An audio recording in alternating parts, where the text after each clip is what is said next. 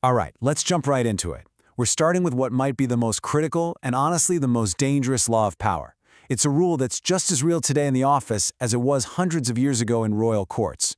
I mean, really think about that for a second. Your whole life, you've been told to show off your talents, right? To let your skills shine so you can get ahead. But what if that very thing, the act of impressing people, is exactly what could cause your downfall? It's a crazy paradox, and it's right at the heart of the law we're unpacking today.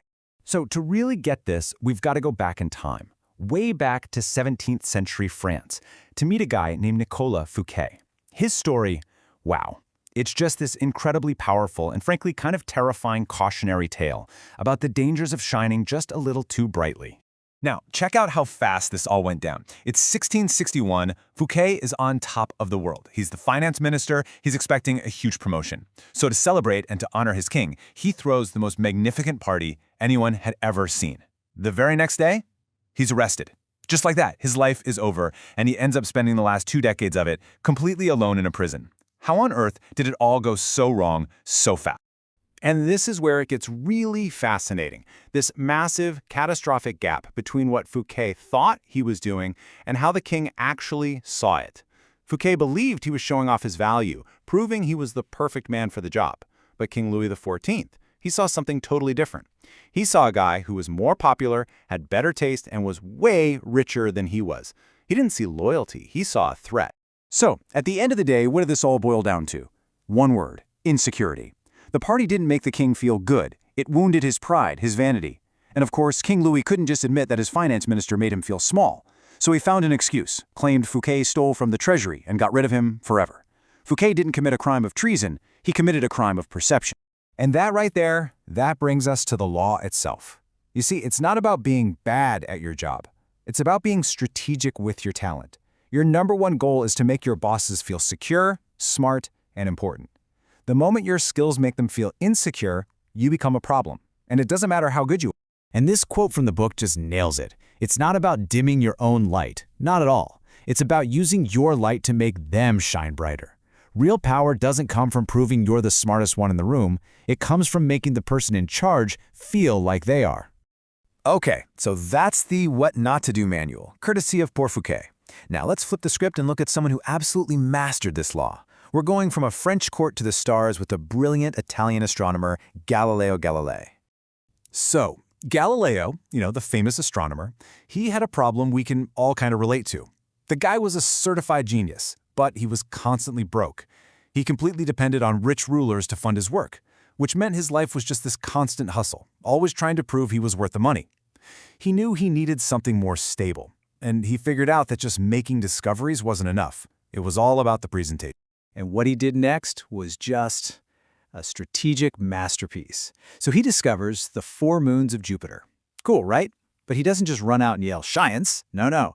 He turns this scientific fact into a brilliant political tribute. He connects it to his patrons, the powerful Medici family. He says, look, the heavens themselves are celebrating your family's greatness. These 4 moons, they're like the 4 Medici sons, circling their great father. It was pure genius. So what was the payoff for this brilliant move? Well, it was huge. He went from a guy begging for grants to the official court philosopher with a full-time salary. He was set. And why did it work? Simple. Unlike Fouquet, he didn't make his masters feel dumb. He used his incredible intellect to make them feel cosmically important. This chart just lays it all out, clear as day. You've got Fouquet focused on himself, his own wealth. What happened? He made his boss insecure and ended up in prison for life.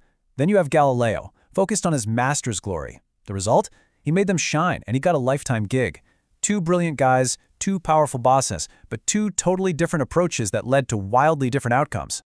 Okay, so that's all fascinating history, but what does any of this have to do with you, right? With your job, your career? Well, it turns out the court politics of the past are pretty much the office politics of today. The game hasn't really changed at all. So let's look at the modern playbook. You have to watch out for a couple of major pitfalls here. First, sometimes just being naturally talented or charming can be threatening, even if you don't mean it to be. And the second one is a biggie. Never, ever get too comfortable. The second you start taking your boss's approval for granted is the exact moment you put yourself at risk. So, how do you actually do this without looking like a suck-up? Here are 4 super practical ways. It's all about perception. Ask them for their advice, even if you know the answer. Give them a chance to play the mentor. If you have a great idea, hey, maybe credit them with inspiring it. And if you're the life of the party, maybe just tone it down a bit and let them have the spotlight. It's not about being weak, it's about being smart. So really, it all boils down to this. Don't broadcast all your gifts. It just makes you a target. Instead, learn to disguise your strengths. It sounds counterintuitive, right? But by strategically letting other people take the spotlight, you're the one who's actually pulling the strings and staying in control. Okay, but here's where it gets really advanced. Because like any rule, especially in the world of power, you can't just follow it blindly. You have to know when to break it. So the big question is, are there ever any exceptions? You bet there are. And knowing when to break the rule, well, that's where strategy becomes a real art form. That's where the real masters play. And here it is, the one time you can, and probably should, break this law.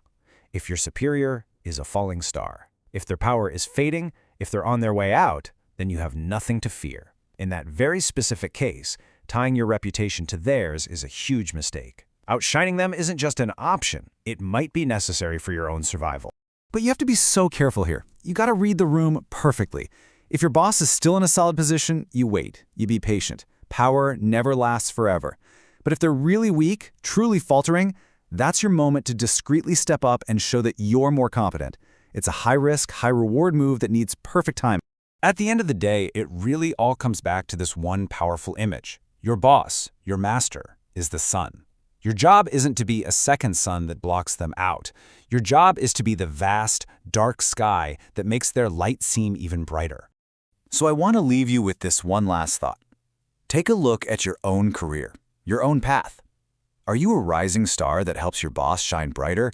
Or are you, without even realizing it, becoming a threatening sun? The answer could change everything.